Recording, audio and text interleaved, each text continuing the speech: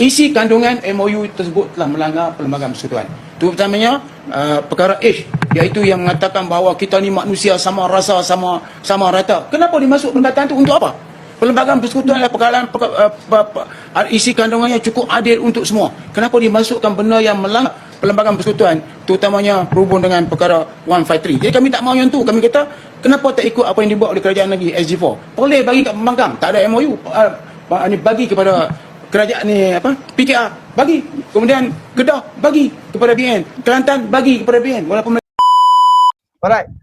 Ada lagi banyak video yang aku akan bawa untuk live petang ataupun malam sebab aku rasa letih ni. Aku nak bawa dengan Syahidan Kasim dengan Salim Iskandar, tapi kita nak bawa Syahidan Kasim betapa teruknya perangai dia ni. Aku pun tak tahulah perangai dia ni soal peruntukan. Ini kalau tak silap aku di dalam Dewan Negara. Dewan Negara. Aku kadang-kadang aku tak faham perangai Syahidan Kasim ni. Aku pelik lah. Tapi YB Zaleha jawab sekali jalan je. Kalau macam bahagian belakang aku tak dengar. Tapi kalau macam bosan, cemuh apa, aku akan stop lah. adakah Muhammad dapat pahala dengan buat macam ni pada kami? Zalim. InsyaAllah, insyaAllah. Terima kasih. Saya nak beritahu, jangan pergi buat macam tu. Saya pun kena peruntukan saya boleh jumpa PM, dia bagi kat saya. Saya kata tak boleh, saya PAS, saya PM. Kena bagi untuk semua. Semua pun tak akan terima. Sebab apa? Bukan kerana duit, perjuangan. Kita tidak zalim, ya, dan kita menyatakan yang benar. Jadi kerajaan telah melamarlah, ya, pembangkang. Tetapi apabila lamaran tidak dijawab, jadi kita fahamlah, ya, kita tak manislah kalau kerajaan nak melamar lagi, ya. Yang berhormat, contohnya Yang Berhormat Muar, ya, telah menjawab lamaran kerajaan tersebut, dan itu pun beliau memohon beberapa pengubahsuaian dan kerajaan sedia menimbangkan. Sekiranya tiada sebarang maklum balas resmi diterima daripada wakil-wakil pembangkang yang lain, maka ada kemungkinan wakil pembangkang yang akan menerima peruntukan ini adalah mungkin YB Muar saja. Setelah hampir 2 tahun, Ahli Parlimen Pembangkang memohon kepada Kerajaan Persekutuan untuk menyalurkan peruntukan bagi kawasan parlimen mereka. Kerajaan Persekutuan telah bersetuju, tetapi secara bersyarat. Tindakan Kerajaan Persekutuan yang mengenakan syarat tersebut seolah-olah menafikan hak rakyat di kawasan parlimen yang terlibat, kerana setiap ahli parlimen yang dipilih merupakan pilihan rakyat. Malahan, tindakan Kerajaan Persekutuan itu juga bertentangan dengan prinsip yang termaktub dalam Perlembagaan Persekutuan. Sebelum Datuk Seri Anwar Ibrahim menjadi Perdana Menteri Malaysia ke-10, beliau sendiri memperjuangkan supaya peruntukan dan dana pembangunan kawasan parlimen hendaklah diberikan kepada semua ahli parlimen yang dipilih oleh rakyat tanpa sebarang rundingan dan tanpa perjanjian persefahaman bersyarat. Sebaliknya, bila Datuk Seri Anwar Ibrahim memimpin Kerajaan Persekutuan, perjuangan dan prinsip berbeza pula yang dibawanya. Justru itu, saya mohon pihak kerajaan memandang serius perkara ini dengan menyegerakan penyaluran peruntukan ahli parlimen pembangkang tanpa sebarang rundingan dan perjanjian persefahaman bersyarat yang bertentangan dengan demokrasi di Malaysia. Terima kasih. Tuan Di-Pertua, untuk makluman ahli yang berhormat, prinsip asas yang membawa kepada pengenalan peruntukan khas Yang Amat Berhormat Perdana Menteri untuk kawasan parlimen hanyalah sebagai tambahan dan pelengkap kepada peruntukan di bawah rancangan Malaysia 5 tahun. Penyediaan dan penyaluran peruntukan ini adalah mengikut dasar sedia ada dan tertakluk kepada kemampuan semasa keuangan kerajaan. Tuan Di-Pertua, dalam hal ini juga Yang Amat Berhormat Perdana Menteri telah menyatakan pendiriannya dengan jelas. Jadi apa yang telah disebutkan Arau tadi tidak tepatlah, ya. Yang Amat Berhormat Perdana Menteri semasa sesi waktu pertanyaan Menteri MQT di sidang Dewan Rakyat pada 7 Mac 2023 telah memaklumkan perlu ada proses perundingan di antara Ketua Whip Pembangkang dan Ketua Whip Kerajaan sebelum sebarang keputusan berkaitan peruntukan kawasan parlimen bukan kerajaan diputuskan. Perkara ini sekali lagi telah ditegaskan lagi oleh Yang Amat Berhormat Perdana Menteri semasa sesi penggulungan perbahasan kajian separuh penggal Rancangan Malaysia ke-12 di Dewan Rakyat pada 19 September 2023, berikut 6 bulan selepas itu, bahawa peruntukan kepada ahli parlimen bukan kerajaan akan diputuskan selepas selesai proses perundingan di antara Ketua Whip Pembangkang dan juga Ketua Whip Kerajaan. Jadi walau bagaimanapun, sekejap, aku buang dulu. Kan, aku rasa gambar ni sebab dia putih, jadi dia macam dia akan tarik tu teruk, dia akan tarik internet teruk. Okey, jom sambung. iaitu Whip Pembangkang dan juga Ketua Whip Kerajaan.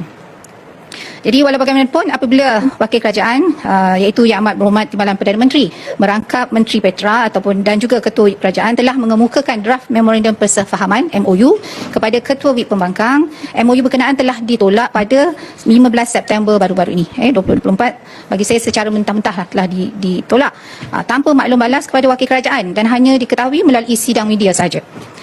Dato' Yang Pertua, sebenarnya saya sempat berbincang dengan Yang Amat Berhormat Timbalan Perdana Menteri selaku Ketua Whip Kerajaan yang juga menyatakan proses perundingan di antara wakil kerajaan dan wakil pembangkang boleh dianggap telah terhenti di sebelah pembangkang. Ini disebabkan wakil pembangkang sehingga kini tidak pernah mengemukakan maklum balas rasmi kepada wakil kerajaan dan sebunga itu tiada sebab untuk wakil kerajaan meneruskan perundingan sekali lagi.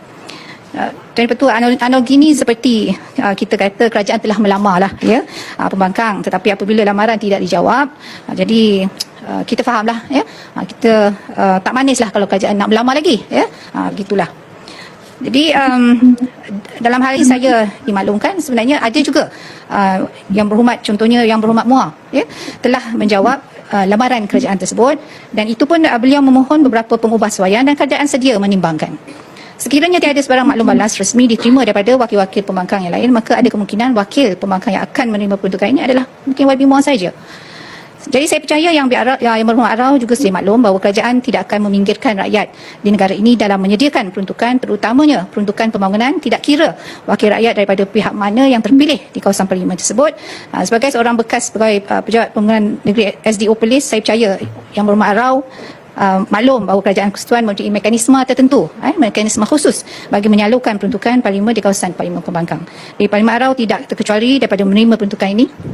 Saya boleh memberikan senarai tersebut secara bertulis sekiranya YB perlu, YB mahu, dan kerajaan sentiasa berpegang kepada Perlembagaan Persekutuan dan peruntukan undang-undang dalam membuat sebarang keputusan, termasuklah dalam perkara melibatkan pemberian peruntukan kepada ahli penerimaan pembangkang. Sekian, terima kasih. Soalan tambahan Yang Berhormat. Ya, pertama terima kasih Menteri telah memberi jawapan. Okey, tara tu punya YB Menteri Zaliha, Menteri Wilayah menjawab terhadap Syahidan. Kalau dia tak faham lagi, aku tak tahu. Aku betul-betul tak faham lah. Kalau ada orang macam Syahidan Kasim ni. Jom kita dengar apa dia punya kona, apa dia punya alasan pula.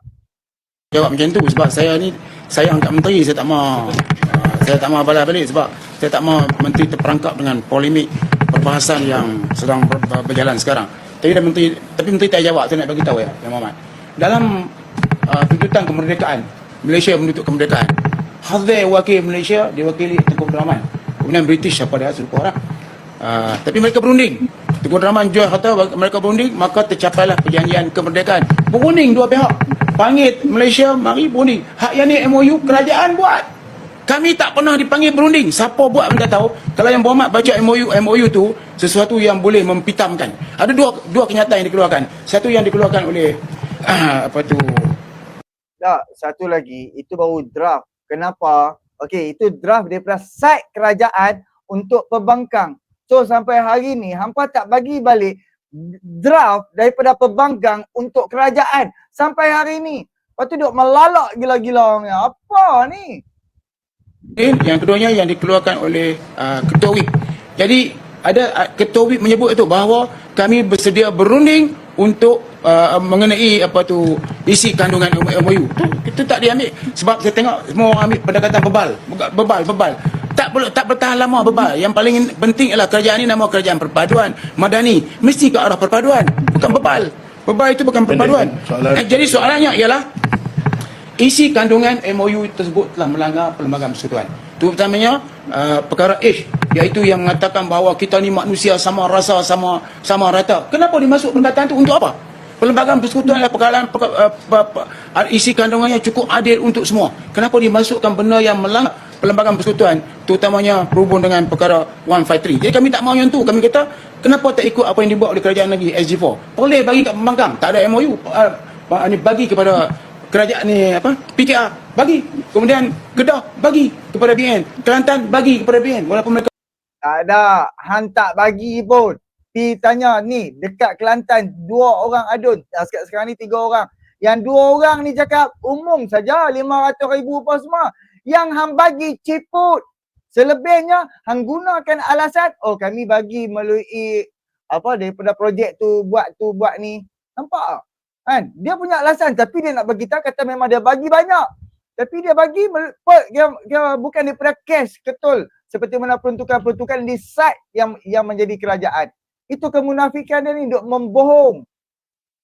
Semua sama. Terengganu nak bagi kepada orang. Jadi kita bagi pada semua. Soalannya, kenapa dibezakan? Ni saya ni kawan baik PMX. Hampa ni baru ya. Saya kalau baik tadi berjumpa dia. Esok dia suruh datang jumpa. Saya nak bagi tahu dia tu bagus. Dia memang boleh terima ni. Malah di antara jawapannya di parlimen. Suruh Ketua WIT datang jumpa Timbalan Perdana Menteri. Besok kita bagi peruntukan. Tapi mereka tak sempat jumpa, seminggu baru jumpa. Saya pergi jumpa. Saya kata saya mewakili apa ni. Jadi saya minta kenyataan Perdana Menteri itu dan kira bahawa tanpa perjanjian pun boleh bagi. Soalan saya, kenapa dibuat MOU sebelah pihak? Kenapa tak dibuat MOU dengan berunding? MOU ni kena ada dua-dua pihak lah. Macam nak kahwin, kena ada dua pihak. Tak boleh. Cuba hampa tengok, bukan nak katanya bodoh piang lah. Kalau aku boleh kata bodoh piang lah. Berunding, dah panggil berjemput berunding, tak mai. Panggil, tak mai. Panggil, tak mai. Kerajaan pula kena ikut kehendak hang. Ini kemunafikan. Teruk perangai ni. Bekas Menteri Besar Peralih ni. Hei. Tantiang tak boleh kita kahwin dengan orang. Jadi kena ada perundingan lah. Jadi saya minta supaya ini tak jawab, saya minta Menteri tolong ambil ingatan bahawa kalau nak buat MOU, biarlah dua-dua pihak duduk seperti yang pernah kita buat pada yang lepas. Jadi saya minta supaya dipertimbangkan MOU bersama di antara pembangkang dan juga kerajaan. Bukan, tapi tak bagi tak apa. Taruh duit kerajaan, duit you punya tak apalah, pulang lah kan. Tapi kalau nak berunding, tak bagi tak apa. Berunding bagi nampak kerajaan ni kerajaan perpaduan. Ni dia sebut perpaduan kerajaan sila mendengar. Mendengar ya, tapi tak bagi. Terima kasih. Assalamualaikum. Kita pulang pada Menteri nak Saya jawab. jawab. Saya nak jawab juga sebab tak boleh tidur kalau tak jawab yang betul. Ya, aku kadang-kadang ada ahli parlimen yang macam ni, aku pun tak faham lah. Cuba hampa boleh nilai sendiri, hampa boleh fikir sendiri. Ini lah level. Pemimpin kononnya orang lama. Ni lah level. Jadi bagi saya seperti yang kita katalah sebenarnya MOU itu ada draft MOU. Jadi draft tu dah pun make it public kan.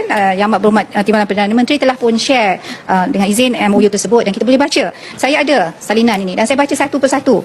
Berulang-ulang kali saya baca untuk memastikan saya menjawab dengan yang betul kepada YB Raut hari ini. Jadi bagi saya bila draft tu dan saya juga telah menyebut analogi melamar tadi. Jadi bila kita nak melamar ni kita yang Berhormat Arwah pun sebut kena berunding kan. Jadi berunding barulah kita tahu berapa lama kita nak apa ni bertunang contohnya berapa banyak apa contohnya satu lagi apa ni apa dia hantaran semua tu perundingan yang berhormat. Jadi saya rasa itulah tadi bila pembangkang tak balik kepada kerajaan jadi kita pun susahlah jadi itulah sebenarnya kita tidak zalim dan kita menyatakan yang benar. Jadi insyaallah saya rasa mungkin seperti yang saya bagi tahu tadi contohnya YB Muar bersedia untuk berunding dan saya rasa insyaallah kita akan mempertimbangkan apa yang dikehendaki oleh YB Muar contohnya. Alright. Tapi fikir-fikir takkan hanya untuk Muar je. Bila Muar dapat, sebagai contoh lah, hanya Muar saja dapat, lepas tu pembangkang hak lain tak dapat. So apa perasaan mereka? Oh, kenapa Muar boleh dapat? Kan, pasal apa kami tak boleh dapat? Mereka guna alasan tu pula lagi.